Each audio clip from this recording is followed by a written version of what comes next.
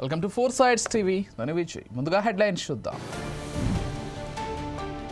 ఆలయ ప్రసాదాలపై Chandrababu hot comments. 5 ఏళ్లు కల్తీ నెయ్యితోనే ప్రసాదాలు పంచారన్న సీఎం.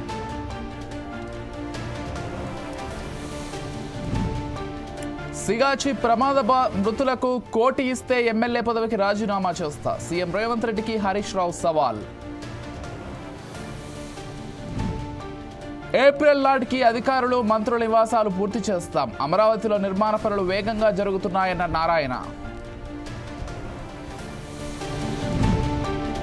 కలకలం రేపుతున్న మర్చెంట్ నేవీ అధికారి మిస్సింగ్. నడిసంద్రంలో ఆచూకీ లేకుండా పోయిన సార్థక్ మహాపాత్రో. ఇస్లామాబాద్లో భారీ పేలుడు. 50 మంది మృతి, పలువురికి తీవ్ర గాయాలు.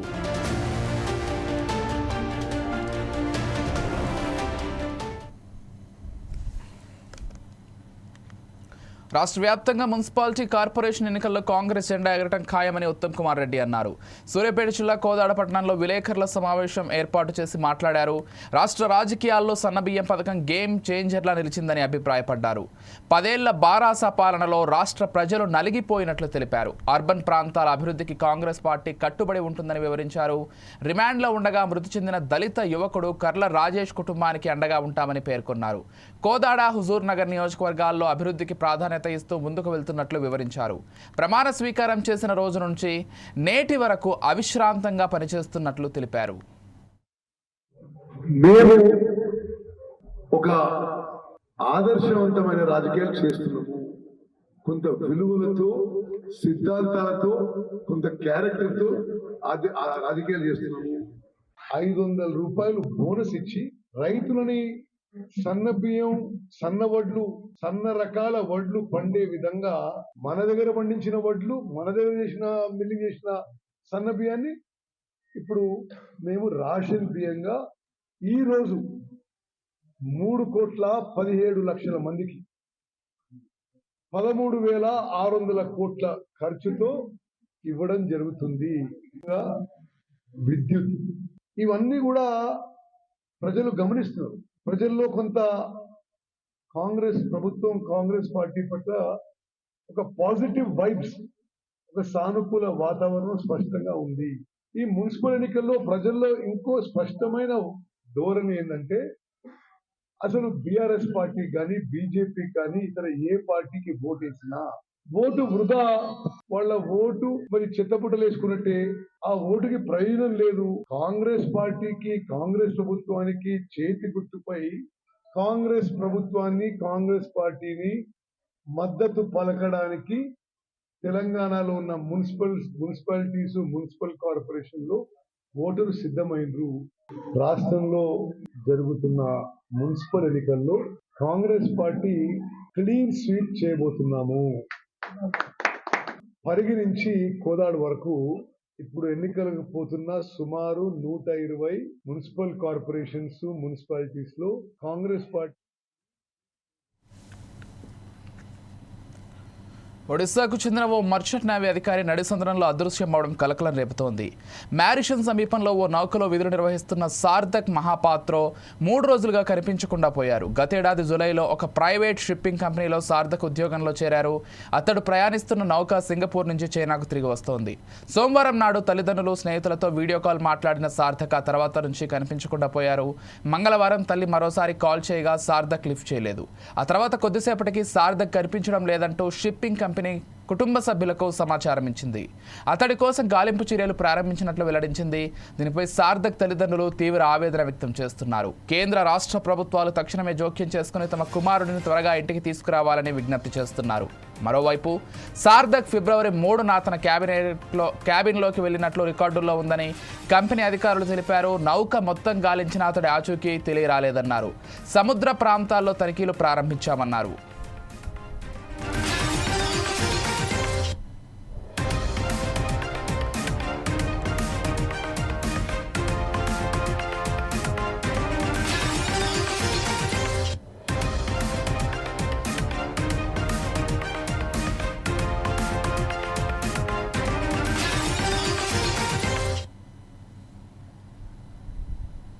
శ్రీ సత్యసాయి జిల్లాలో మోస్ట్ వాంటెడ్ క్రిమినల్ హల్చల్ చేశాడు. తనను పట్టుకునేందుకు వచ్చిన పోలీసులపైన ఎదురుదాడికి దిగాడు. హిందూపురం రూరల్ అప్గ్రేడ్ పిఎస్లో పనిచేసే కానిస్టేబుల్ రవిపై కత్తితో దాడి చేశాడు. మోస్ట్ వాంటెడ్ క్రిమినల్ కావాడి నరేంద్ర. ఈ ఘటనలో గాయపడిన కానిస్టేబుల్ను హిందూపురం ప్రభుత్వ ఆసుపత్రికి తరలించి చికిత్స అందిస్తున్నారు. గంజాయి కేసులో నిందితుడిగా ఉన్న నాగేంద్ర చిలమత్తూరు మండలం ఎర్రకొండకు వస్తున్నాడన్న సమాచారంతో పట్టుకునేందుకు వెళ్లారు పోలీసులు. దాంతో వారిపై ఒక్కసారిగా కత్తితో దాడి చేసి పరారయ్యాడు నాగేంద్ర. గతేడాది తీవ్ర కలకలం రేపిన అత్తా కోడలిపై సామూహిక అత్యాచారం కేసులో నాగేంద్ర ప్రధాన నిందితుడిగా ఉన్నాడు. ఇతనిపై 2 రాష్ట్రాల్లో 90కి పైగా కేసులున్నాయి. కానిస్టేబుల్పై దాడి చేసి పరారైన నాగేంద్ర కోసం పోలీసులు గాలిస్తున్నారు.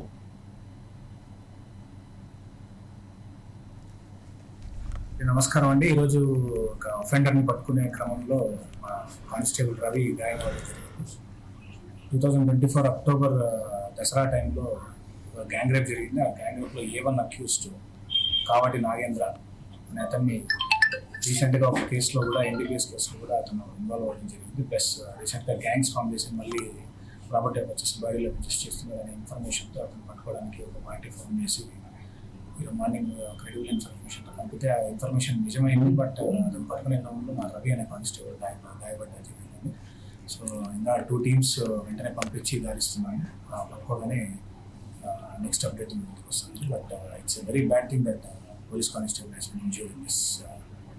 యాక్చువల్లీ ఈ రౌడీ షీటింగ్ కౌన్సిలింగ్కి వీటికంతా మేము జస్ట్ వాళ్ళని పిలిచి వాళ్ళని పరివర్తన తేవడానికి మేము చూస్తుంటాం. వీక్లీ వన్స్ 10 days వన్స్ పిలిచి, కానీ వాటికి కూడా ఇతను అటెండ్ అయ్యేవాడు కాదు. మొన్న ఈ గ్యాంగ్ రేప్ కేసులో 2 వాదనలకు కూడా అతను రాలేదు, 2 సార్లు రాలేదు. కంప్లైంట్ పార్టీ పాపం దూరం నుంచి వచ్చి హాజరైనా కూడా ఇతను రాకపోవడం వల్ల వాళ్ళు చాలా ప్రాబ్లమ్స్ ఫేస్ చేయడం జరిగింది. సో ఇతను ఎక్కడున్నాడు ఏమి తెలుసుకోవడం అనేది కూడా మా బాధ్యత. ఆ ఇన్ఫర్మేషన్ పెట్టి ఇతన్ని పట్టుకొద్దామని జరిగితే ఒక కేసు రీసెంట్గా జరిగిన కేసులో ఇన్వాల్వ్ అయ్యింటే పట్టుకొద్దామనే క్రమంలో ఇది జరిగింది. Still we're searching, hopes will catching.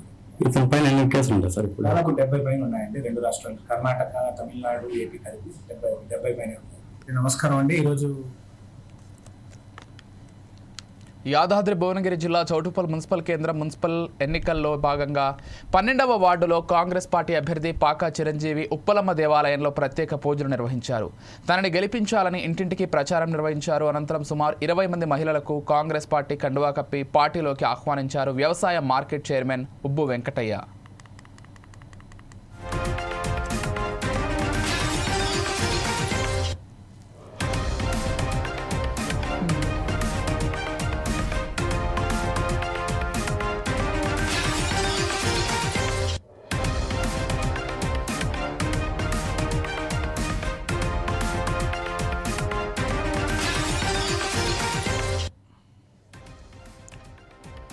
Yadadri Bhuvanagiri జిల్లా చౌటుప్పల్ మున్సిపల్ కేంద్రం మున్సిపల్ ఎన్నికల్లో భాగంగా 12వ వార్డులో కాంగ్రెస్ పార్టీ అభ్యర్థి పాకా చిరంజీవి ఉప్పలమ్మ దేవాలయంలో ప్రత్యేక పూజలు నిర్వహించారు. తనని గెలిపించాలని ఇంటింటికి ప్రచారం నిర్వహించారు. అనంతరం సుమారు 20 మంది మహిళలకు కాంగ్రెస్ పార్టీ కండువా కప్పి పార్టీలోకి ఆహ్వానించారు వ్యవసాయ మార్కెట్ చైర్మన్ ఉబ్బు వెంకటయ్య.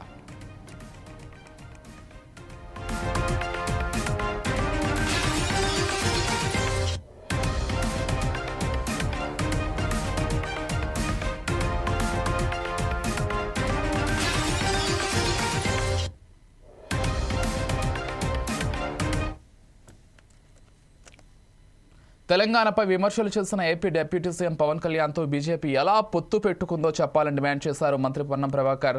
సిద్దిపేట జిల్లా హుస్నాబాద్లో మాట్లాడిన ఆయన కోనసీమలో కొబ్బరి చెట్లు ఎండిపోతే పవన్ కళ్యాణ్ తెలంగాణ వాళ్ళ దిష్టి తగిలిందన్నారని విమర్శించారు. అలాంటి వ్యక్తి మున్సిపల్ ఎన్నికల్లో ప్రచారం చేయడం అంటే తెలంగాణ ప్రజలను అవమానించడమేనన్నారు. ఎన్నికల్లో ఓట్లు అడుగుతున్న బీజేపీ గత 2 ఏళ్లుగా కేంద్ర బడ్జెట్లో తెలంగాణకు ₹1 కూడా కేటాయించకపోవడంపై సమాధానం చెప్పాలన్నారు. బీజేపీతో కలిసి తెలంగాణ ప్రజలను మోసం చేయాలని చూస్తే ఊరుకునేది లేదన్నారు. ప్రజాస్వామిక భారతదేశంలో ఎవరు ఎక్కడికైనా పోవచ్చు, ఎవరు ఎక్కడైనా కూడా రాజకీయాల్లో ఉండొచ్చు. కానీ ఆ ప్రాంత ప్రజలను అవమానపరుస్తూ ఆ ప్రాంత ప్రజల యొక్క ఆకాంక్షకు వ్యతిరేకంగా పోరాడి తెలంగాణ పట్ల పూర్తిగా చులకన భావంతో మాట్లాడి తెలంగాణ వేర్పాటువాదంగా చూపెట్టినటువంటి పవన్ కళ్యాణ్ గారు కోనసీమలో కొబ్బరి చెట్లు ఓడిపోతే తెలంగాణ వాళ్ళ కన్న దృష్టితో ఓడిపోయినటువంటి పవన్ కళ్యాణ్ గారు తెలంగాణలో అభ్యర్థులు పెడుతూ భారతీయ జనతా పార్టీ తోటి ఒత్తుగా ఎన్నికల ప్రచారం కొనసాగిస్తాడంటే ఇది పూర్తిగా తెలంగాణ ప్రజలను అవమానపరచడమే. తెలంగాణ ప్రజలను కళ్ళు అంత దృష్టితోటి కోనసీమ కొబ్బరి చెట్లు ఎండిపోయినాయని మాట్లాడిన వ్యక్తి, అటువంటి వ్యక్తితోటి భారతీయ జనతా పార్టీ ఏ విధంగా పొత్తు పెట్టుకుంటుందో చెప్పాల్సిన అవసరం ఉంది. ఎన్నికల్లో ఓట్లు అడిగే ముందు భారతీయ జనతా పార్టీ తెలంగాణకు సంబంధించి గత 2 సంవత్సరాలుగా బడ్జెట్లో ₹1 నిధులు పెట్టిన అంశం మీద కూడా జవాబు చెప్పాల్సిన అవసరం ఉంది. ఇలా ఏం మాట్లాడకుండా మీరు తెలంగాణ వ్యతిరేకులుగా తెలంగాణ విభజనను ప్రధానమంత్రి స్వయంగా పార్లమెంటులో విమర్శించినటువంటి సందర్భంలో ఈరోజు మీరు మరి జనసేనతో తెలంగాణ వ్యతిరేక పార్టీతో పొత్తు పెట్టుకుంటే తెలంగాణ ఉద్యమకారులు, తెలంగాణ ప్రజలు, తెలంగాణ ఆకాంక్ష పోరాడిన ఉద్యోగ సంఘాలు, కుల సంఘాలు అందరూ ఒకసారి భారతీయ జనతా పార్టీ వైఖరిని గమనించాలి. పవన్ కళ్యాణ్ కొండగట్టుకు రావచ్చు పోవచ్చు, దానికి ఎవరు కూడా అభ్యంతరం లేదు. కానీ మా కళ్ళతో కోనసీమ కొబ్బరి చెట్లు ఎండిపోయినాయనా లేదా తెలంగాణ వ్యతిరేకించిన అంశం పట్ల తెలంగాణ ప్రజలు ఎప్పుడైనా నిన్ను తెలంగాణ వ్యతిరేకంగానే చూస్తా ఉన్నారు. ఈరోజు ఇక్కడ ఈ ప్రాంత ప్రజలను మోసం చేసే ప్రయత్నం భారతీయ జనతా పార్టీతో కలిసి చేస్తే ఊరుకోమనే మాట తెలియదు. సూర్యాపేట జిల్లా కోదాడ చిలకూరు ప్రాథమిక వ్యవసాయ సహకార సంఘం వద్ద రైతులు వినూత్న నిరసన చేపట్టారు. యూరియా యాప్ను రద్దు చేయాలని డిమాండ్ చేస్తూ పురుగుల మందు డబ్బాలు పట్టుకుని రైతులు నిరసన బాట పట్టారు.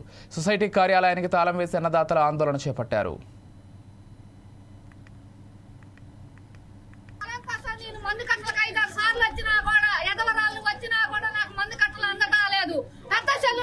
తీసుకుంటారు మాకు అసలు అందట్లా 10 రోజులు సంది మందు తాగి సావాలా మేము, లేకపోతే ఇంకేమైనా ఉరిపెట్టుకొని సావాలా, లేకపోతే బ్యాంక్ మూతేయమంటారా? అది లోపల ఏమంటే వేస్తాం మేము. అది మతాలు ఇంతవరకు ఏం చేయాలి? ఈ సెల్లులో నాకు రాదట. మరి నాకున్నది ఎకరం పొలం. ఈ ఎకరం పొలం తోటి నేను ఏం చేయాలి? ఈ మందు తాగి సావమంటవా, లేకపోతే మాకు మందు కట్టలు ఇస్తారా? మరి ఏం చేస్తారో చెప్పురి. అది కావాల్సింది తీసేస్తారా, లేకపోతే మాకు మందు కట్టలు ఇస్తారా? ఆడవాళ్ళు మగ దిక్కు లేని వాళ్ళు మేమేం చేయాలి? ఆడ మీ వచ్చ మమ్మల్ని లెక్క చేయలేదు. ఉన్నది ఎకరం పొలం ఈ సెల్లో బుక్ చేసుకోవాలంటే ఎట్లా చేసుకుంటారు? వాళ్ళకి ఎకరాలు రావట్లేదు, ఒక్క సెకండ్లో ఎగిరిపోతుంది. పరిస్థితి ఏంది? రైతుల పరిస్థితి ఏందో ఆందోళనగా ఉంది మాకు. అసలు చాలా ఇబ్బందికరంగా ఉంది అసలు ఏరియా కట్టాలంటే. ఇప్పుడు ఏరియా వేసే పరిస్థితి ఉంది. దానివల్ల మాకు అసలు కట్ట కూడా ఉంది పరిస్థితి. ఏ సొసైటీ నుంచి అయినా ఎక్కడికైనా బాగుంటుంది, ఎట్లా బాగుంది, చాలా ఇబ్బందికరంగా ఉంది. ఇటువంటి వాళ్ళు కూడా చాలా ఇబ్బంది పడుతున్నారు.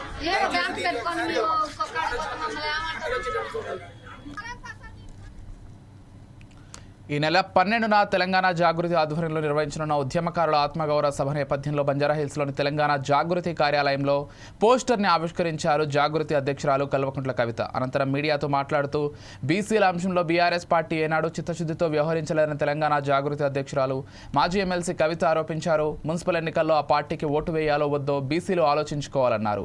తమ రాజకీయ పార్టీ ఆవిర్భావానికి మంచి ముహూర్తం కోసం చూస్తున్నామని, ఏర్పాటు ప్రక్రియ 3 నెలల్లో పూర్తయ్యే అవకాశం ఉందని సందర్భంగా కవిత తెలిపారు. బీసీ రిజర్వేషన్లకు వ్యతిరేకంగా పిటిషన్ వేసిన మాధవరెడ్డికి ఆ పార్టీ టికెట్ ఎలా కేటాయిస్తుందని, బీసీలకు ఇచ్చిన హామీలను కాంగ్రెస్ ప్రభుత్వం అమలు చేయాలని, సబ్ ప్లాన్కు నిధులు విడుదల చేయాలని కవిత డిమాండ్ చేశారు. సీఎం రేవంత్ ఓ వర్గాన్ని లక్ష్యంగా చేసుకోవడం సరికాదని, తెలంగాణ ఉద్యమంలో కేసీఆర్ చరిత్ర చెరిపేస్తే చిరిగిపోయేది కాదు అని కవిత అన్నారు. ఇవాళ జరుగుతున్నటువంటి మున్సిపల్ ఎన్నికల్లో ముత్తంగారి మాధవరెడ్డి అనేటటువంటి వ్యక్తికి బీఆర్ఎస్ పార్టీ టికెట్ ఇవ్వడాన్ని తెలంగాణ జాగృతి చాలా తీవ్రంగా ఖండిస్తూ ఉన్నది. బీసీల కోసం 42% ఏదైతే సాధించాలి రిజర్వేషన్లు రాజకీయంగా, విద్యాపరంగా అనేటటువంటి అంశాల మీద, ఉద్యోగాలలో అనే అంశాల మీద తెలంగాణ జాగృతి గత 2.5 సంవత్సరాలుగా మడమతి పని పోరాటాలు చేస్తున్న విషయం ప్రజలందరికీ తెలిసిందే. మరి మేమందరం కూడా కలిసి చేసినటువంటి పోరాటాల ఫలితంగా 42% బిల్లులు పెట్టి ఆ తర్వాత ప్రభుత్వం ఒక గవర్నమెంట్ ఆర్డర్ కూడా తీసుకొని రావడం జరిగింది. ఆ జీవోను ఆపడంలో కీలకమైనటువంటి పాత్ర పోషించింది 2 పిటిషనర్లు. అందులో బుట్టంగారి మాధవరెడ్డి అనేటటువంటి వ్యక్తి ఒకరు. మరి ఆ పిటిషనర్ని ఇవాళ బీఆర్ఎస్ పార్టీ బాజాప్తా టికెట్ ఇవ్వడము మున్సిపల్ ఎన్నికలలో అంటే బీఆర్ఎస్ పార్టీ మరి ఆ కేసు వేయించిందా, లేకపోతే బీఆర్ఎస్ పార్టీ బీసీలకు వ్యతిరేకమా, లేకపోతే బీఆర్ఎస్ పార్టీ 42% బీసీలకు రిజర్వేషన్ ఇవ్వడాన్ని కంప్లీట్ గా వ్యతిరేకిస్తుందా అన్న విషయం మాత్రం ఆ పార్టీ స్పష్టం చేయాల్సిందిగా తెలంగాణ జాగృతి నుండి మేము డిమాండ్ చేస్తూ ఉన్నాం. ఎప్పుడైతే ఈ కేసు పడ్డదో ఆనాడే మేము చెప్పినాం, హరీష్ రావు గారికి సంబంధించినటువంటి మనుషులు, హరీష్ రావు గారికి సంబంధించినటువంటి పర్సనల్ లాయరు ఢిల్లీ వేదికగా ఈ యొక్క పిటిషన్ వేయించడం జరిగింది.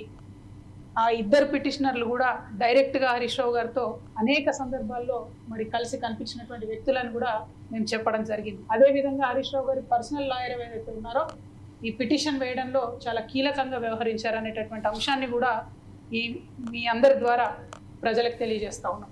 ఆనాడు కేవలం ఒక హరీష్ రావు గారు దీని వెనుక ఉన్నారని నేను అనుకున్నా, కానీ ఆనాడు మేము చేసిన ఆరోపణలు యావత్తు బీఆర్ఎస్ పార్టీ ఈ కుట్ర వెనుక ఉంది అని రుజువు చేస్తూ ఇవాళ బుట్టంగారి మాధవరెడ్డి అనే వ్యక్తికి టికెట్ ఇచ్చారని నేను భావిస్తా ఉన్నా. ఇవాళ జరుగుతున్నటువంటి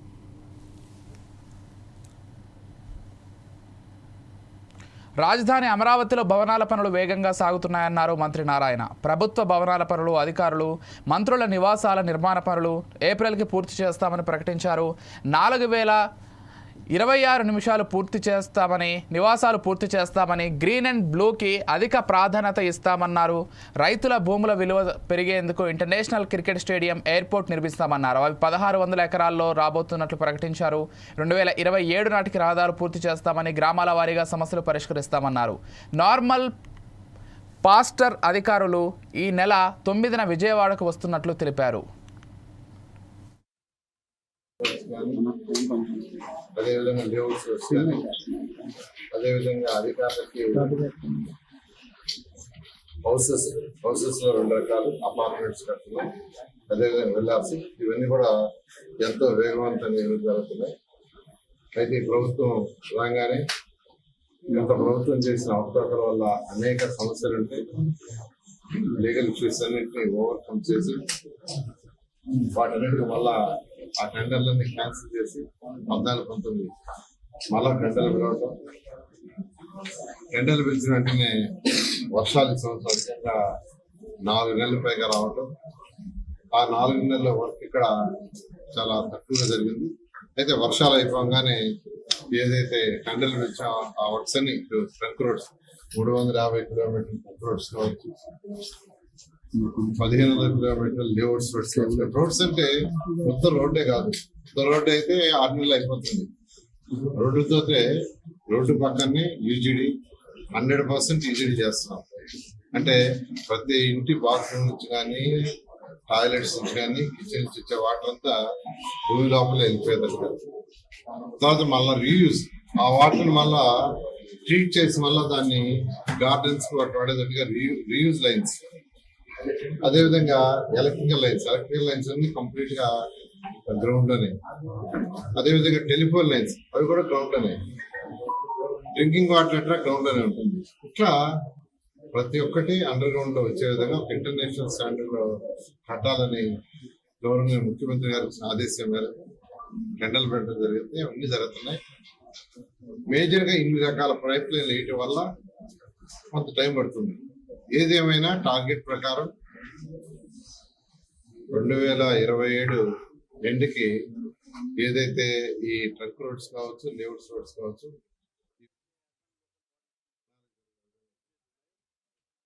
దొంగలు రెచ్చిపోయారు. ఆ ఇంట్లో 20 లక్షల రూపాయల విలువ చేసే బంగారం, డైమండ్స్ దోచుకెళ్లారు. వాచ్మెన్కు మత్తు మందు ఇచ్చి ఆయన మత్తులోకి జారుకోగానే ఇంట్లోకి చొరబడిన దొంగలు లాకర్లోని బంగారు, డైమండ్స్ ఆభరణాలను మొత్తం ఎత్తుకెళ్లారు. ఈ కేసులో 4 నేపాలీలను ప్రధాన అనుమానితులుగా భావిస్తున్నారు పోలీసులు.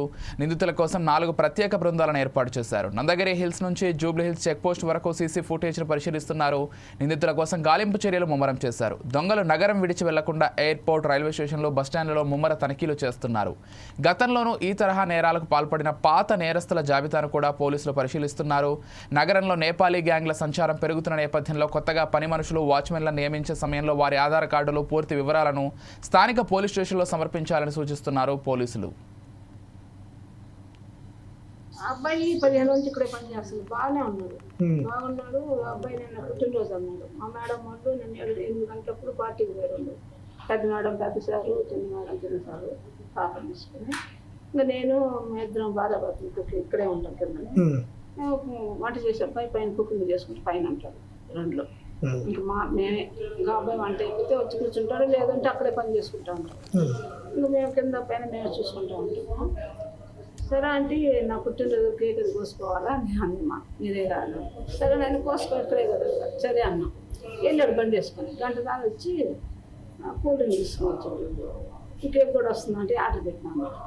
దేనికి నాయన పెద్దలు అయిపోయాం కదా, చాలా కూల్ డ్రింక్ అయిపోతుంది అన్నాం. లేదు లేదు అంటే ఏం చెప్పి అతనే నేను ఫోన్లో మాట్లాడుకుంటున్నాను మా వాళ్ళతో, ఒప్పుకోకుండా అతనే మూత తీసి ఇచ్చేసాడండి. మళ్ళీ తాగుతా ఉన్నా కూడా ఒప్పుకోవాలి. అప్పుడు కూడా మేము ఆలోచించాం. తాగేసి ఈయన నన్ను చూసుకోవాలా, ఈయన్ని పైకి పంపించేసాడు. నేను తాగుతున్నాను, అంకుల్ రా పైన పైకి వస్తున్నాడని చెప్పి తీసుకెళ్ళి అక్కడ కట్టేసి ఇంకా నేను ఇప్పుడు అట్లే పడుకున్నాను. వామిటింగ్ అయింది, కొంచెం పక్క సైడ్ వామిటింగ్ తీసుకుని అక్కడే పడుకున్నాను. మా చిన్న మేడం వచ్చి ఆంటీ ఆంటీ అంకులేడు అంకులేడు అంటుంది. అసలు ఏంటా పరుగు చేసి అందరూ వచ్చేసుకోండి. తర్వాత చూస్తే ఆ అబ్బాయి 15 కీలక వడ్డీ రేట్లను యథాతథంగా ఉంచింది ఆర్బీఐ. మేరకు ద్రవ్య పరపతి విధాన సమీక్ష నిర్ణయాలను వెల్లడించారు ఆర్బీఐ గవర్నర్ సంజయ్ మల్హోత్రా. ఈసారి రెపో రేట్లో ఎలాంటి మార్పు లేదని 5.25% వద్దే కొనసాగుతున్నట్లు తెలిపారు. 26-27 ఆర్థిక సంవత్సరానికి సంబంధించి కేంద్ర బడ్జెట్ను ప్రవేశపెట్టిన తర్వాత ఆర్బీఐ నిర్వహించిన తొలి సమీక్ష ఇది. గతేడాది ఈ వడ్డీ రేట్లను రిజర్వ్ బ్యాంక్ పలుమార్లు సవరించింది. 25 ఫిబ్రవరి ఏప్రిల్లో కీలక వడ్డీ రేట్లను 25 బేసిస్ పాయింట్ల మేర తగ్గించిన ఆర్బీఐ జూన్ సమీక్షలో ఏకంగా 50 బేసిస్ పాయింట్లు కోతపెట్టింది. ఆ తర్వాత డిసెంబర్లో మరో పావు తగ్గించింది. దీంతో గతేడాది మొత్తం రెపో రేటు 1.25% వరకు దిగొచ్చింది. The system level financial stability parameters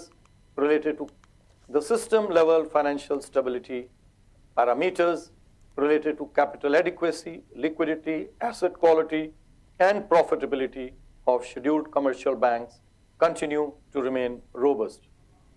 Similarly, the system level parameters of NBFCs too are sound, with adequate capital position and improved asset quality. As per latest available data, credit from all sources, it has picked up. It grew at 13.8% as compared to 11.6%. A year ago, it had even come down to 9%. In May, bank credit too recorded an uptick in recent months. This growth is supported by sustained lending to all sectors, particularly retail, services, and MSMEs. Large industries also recorded higher credit growth.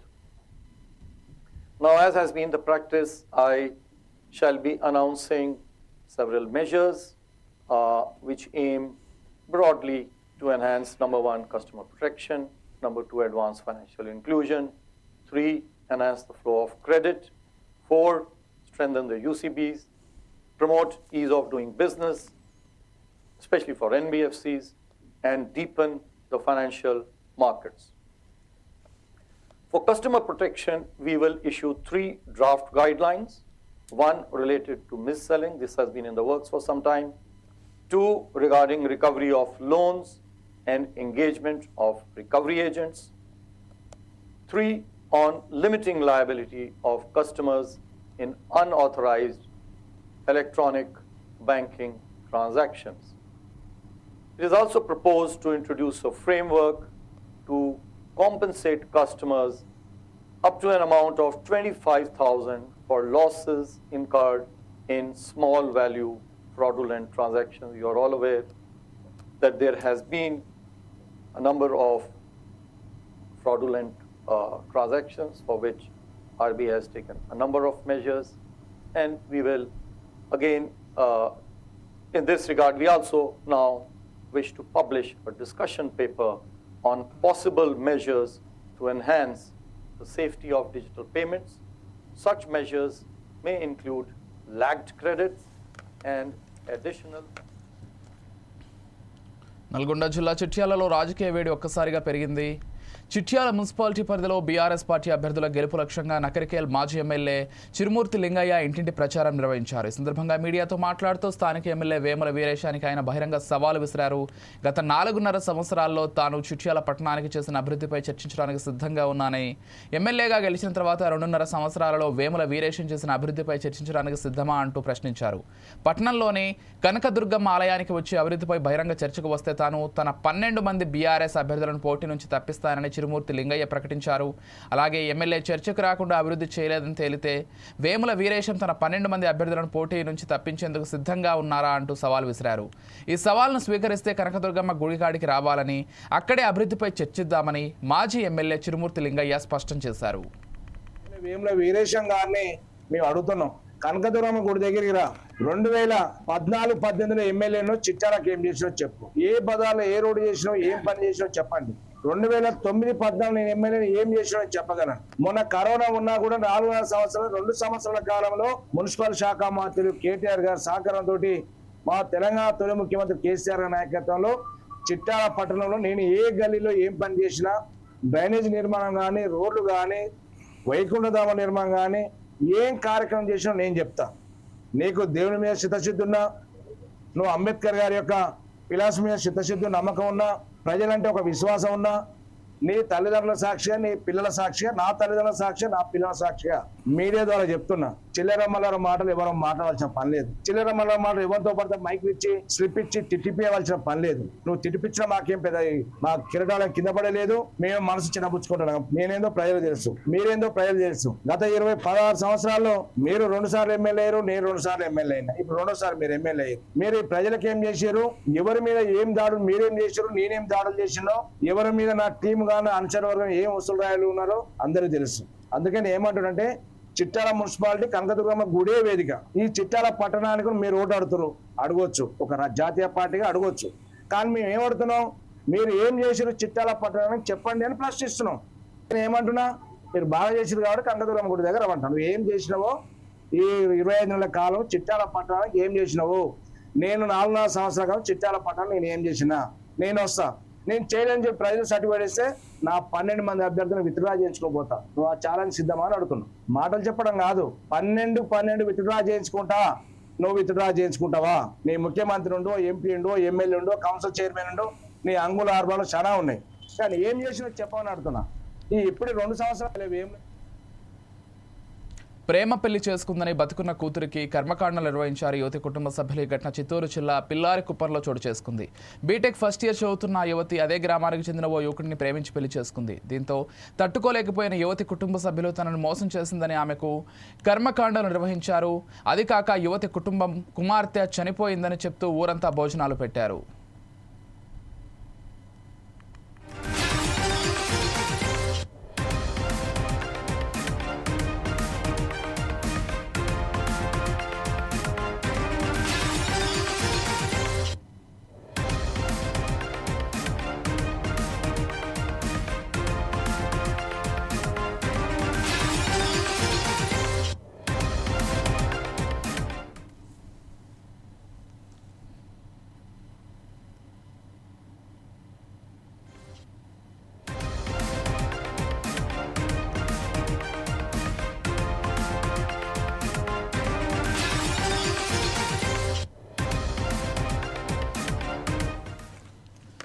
ప్రేమ పెళ్లి చేసుకుందని బతుకున్న కూతురికి కర్మకాండలు నిర్వహించారు యువతి కుటుంబ సభ్యులు. ఈ ఘటన చిత్తూరు జిల్లా పిల్లారికుప్పంలో చోటు చేసుకుంది.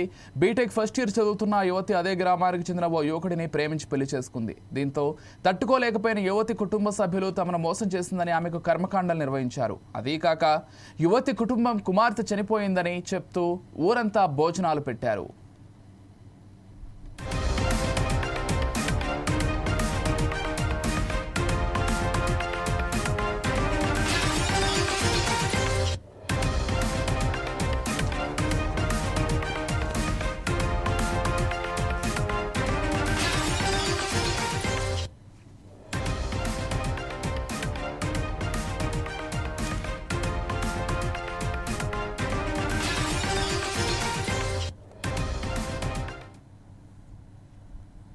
జగిత్యాల మున్సిపల్ ఎన్నికల ప్రచారంలో హైడ్రామా నెలకొంది. జగిత్యాల మున్సిపల్ ఎన్నికల ప్రచారంలో మాజీ మంత్రి జీవన్ రెడ్డి భావోద్వేగానికి గురయ్యారు. రాహుల్ గాంధీ సిద్ధాంతాలకు అనుగుణంగా తాను పనిచేస్తున్నానని అన్నారు. పార్టీ మారితే రాళ్లతో కొట్టాలని గతంలో పీసీసీ చీఫ్గా రేవంత్ రెడ్డి చెప్పారన్నారు. ఇప్పుడు అదే జీవన్ రెడ్డి పార్టీ ఫిరాయింపులను ప్రోత్సహిస్తున్నారని కన్నీళ్లు పెట్టుకున్నారు.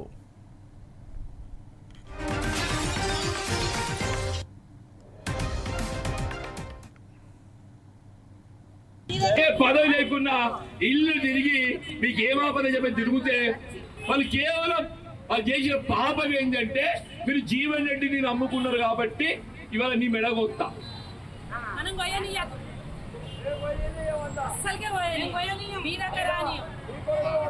ఇప్పుడు ఒక్కనే తల్లి జీవన్ రెడ్డి మెడగొయ్యాలని ముందర బుధాలు లేకొట్టా తల్లి మెడ నా గొంతు కొయ్యాలంటే ఏం చేయాలి? నా బుధాలను దిగొట్టాలి. నా బుధాలు ఎవరు? మహేష్, రాజశేఖర్, పులిరామ టోటోళ్ళు అని చెప్పి అంటున్నా. ఈ టోటోలు 30 మంది ఉన్నారు. ఈరోజు 30 మంది ఉన్నారు తల్లి అంటున్నా. నా కాలు చేతులు నరికి మంత్రంలో వండ పెడతాను. న్యాయమే నడమా?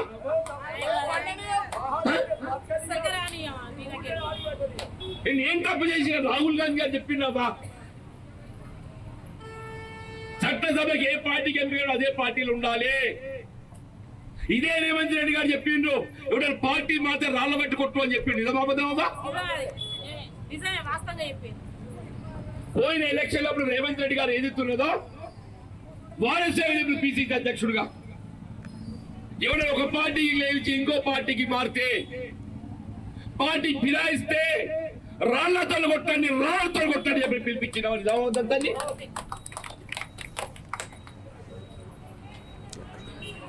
ఓటు అనే ఆయుధంతో కొడదామంటున్నా. రేవంత్ రెడ్డి గారు రాళ్లతో కొట్టు అన్నాడు. నేనంటున్నా ఓటు అనే ఆయుధంతో కొడదామంటున్నా. నేను రాజన్న సిరిసిల్ల జిల్లాలో బీఆర్ఎస్ వర్కింగ్ ప్రెసిడెంట్ కేటీఆర్ మాట్లాడుతున్నారు. ఇప్పుడు లైవ్ చూద్దాం. 2000 కూడా 2 నెలలు ఎగ్గొట్టిండు. రైతు బంధు 2 సార్లు ఎగ్గొట్టిండు. యాద్ చేసుకోండి, మోసపోకుండ్రి దయచేసి. ఈ ఎలక్షన్ తో ప్రభుత్వం ఏం కింద మీద కాదు. ఈ ఎలక్షన్ లో మళ్ళా సిరిసిల్లలో మనం గెలిస్తే ప్రభుత్వానికి సురుకు పెట్టినట్టు అవుతుంది. ఓహో, ప్రజలు మా మీద కోపంగా ఉన్నారు, మేము చెప్పిన వాగ్దానాలు అమలు చేయకపోతే ఈ చింతపండు అవుతుంది, గుద్దుతారు, ఎత్తి అవతల వారేస్తారు అనే భయం ప్రభుత్వానికి వస్తేనే వాళ్ళు తొవ్వకొస్తారు, లేకపోతే రారు. నేను పెద్దూరులో మీరు అడగచ్చు, మరి ఇన్ని మాటలు మాట్లాడుతున్నావు, నువ్వేం చేసినావు పెద్దూరు కన్నా అడగచ్చు నన్ను. నేనేం చేసినా అంటే మీ కళ్ళ ముంగట్నే ఉన్నది. మీ పెద్దూరులోనే ఇవాళ ఇక్కడ సర్దాపూర్లో వ్యవసాయ పాలిటెక్నిక్ కళాశాల పెట్టుకున్నాం. పక్కకే 220 kV సబ్ స్టేషన్ కట్టుకున్నాం. దాని పక్కకే పోలీస్ బెటాలియన్ పెట్టినాం. అపైరల్ పార్క్ కట్టినాం.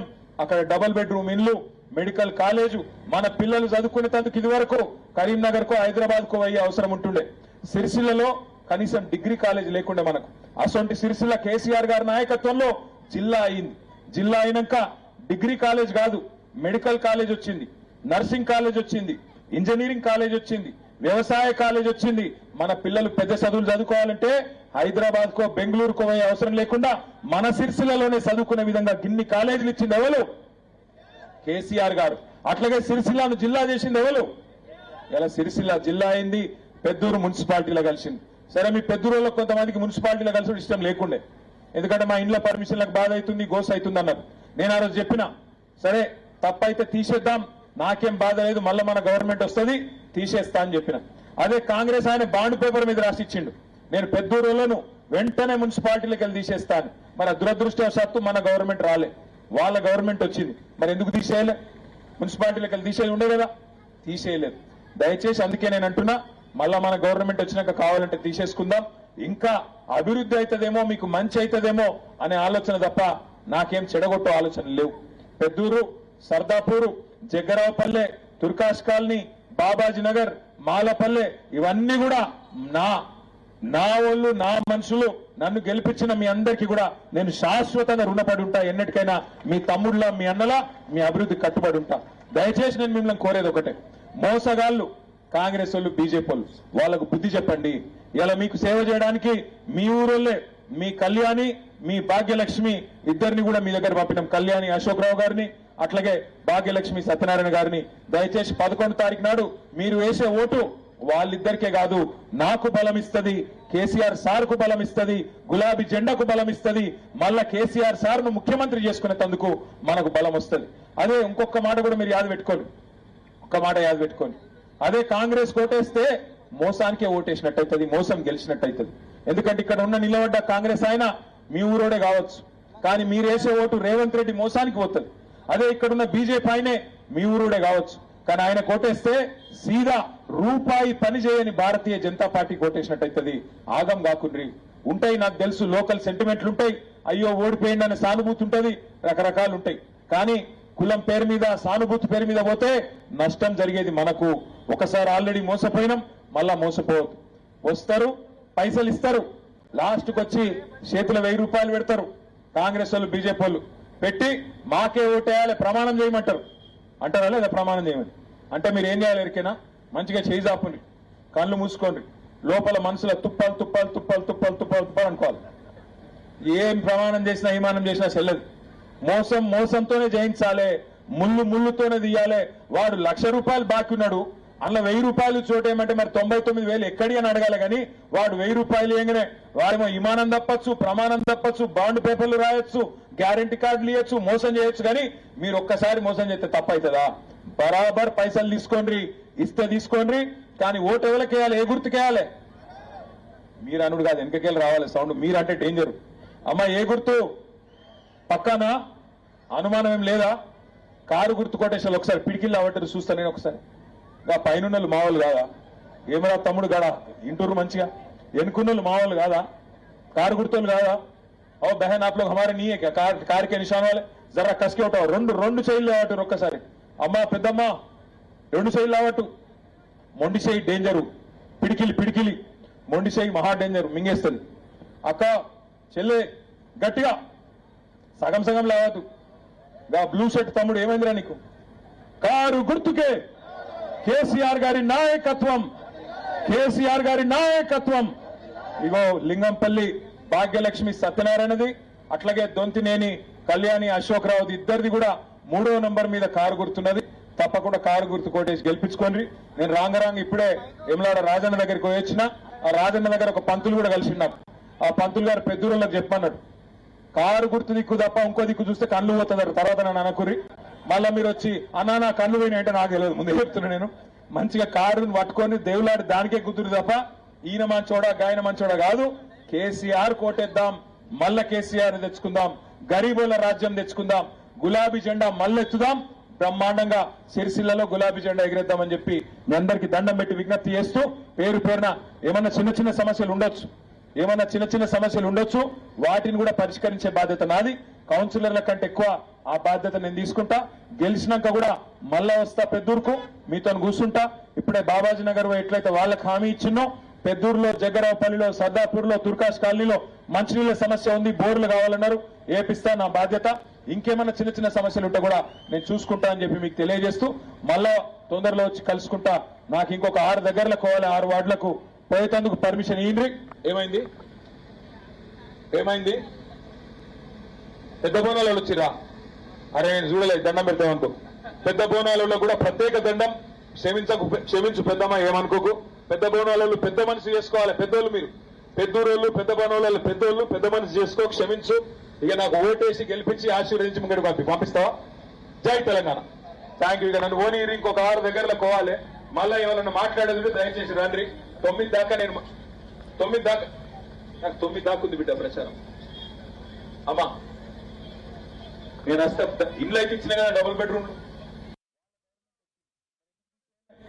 మున్సిపాలిటీలకు తీసేది ఉండే కదా, తీసేయలేదు. దయచేసి అందుకే నేను అంటున్నా, మళ్ళా సరే మీ పెద్ద రోజుల్లో కొంతమందికి మున్సిపాలిటీలో కలిసి ఇష్టం లేకుండే, ఎందుకంటే మా ఇంట్లో పర్మిషన్లకు బాధ అవుతుంది, గోస్ అవుతుంది అన్నారు. నేను ఆ రోజు చెప్పిన, సరే తప్పైతే తీసేద్దాం, నాకేం బాధ లేదు, మళ్ళీ మన గవర్నమెంట్ వస్తుంది, తీసేస్తా అని చెప్పిన. అదే కాంగ్రెస్ ఆయన బాండ్ పేపర్ మీద రాసిచ్చిండు. నేను పెద్దూరులను